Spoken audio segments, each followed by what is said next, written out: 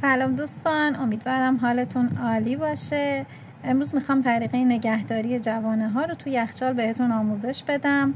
اینجا جوانه گندم و آلفا رو میبینید که باید بگم اگه خودتون تو خونه تهیه میکنید اول خوب شستشو بدین، بعد روی پارچه تمیزی پهن کنین تا رطوبت اون گرفته بشه.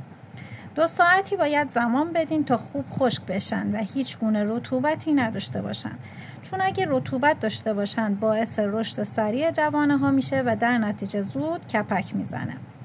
خب اول یه برش دستمال حوله ته ظرف پهن میکنیم.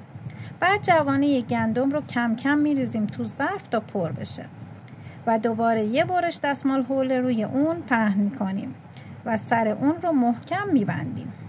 من اینجا 2 مدل جوانه رو براتون آموزش دادم تا به خوبی متوجه بشین و استفاده کنیم.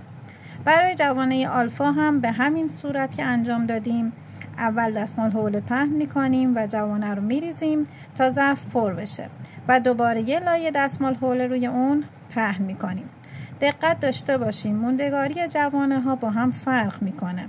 با این روش جوانه گندم، جو، ماش، عدس تا 1 هفته تو یخچال تازه میمونن و جوانه شبدر و آلفا موندگاری بیشتری دارن و حتی تا 2 هفته هم تو یخچال تازه میمونن.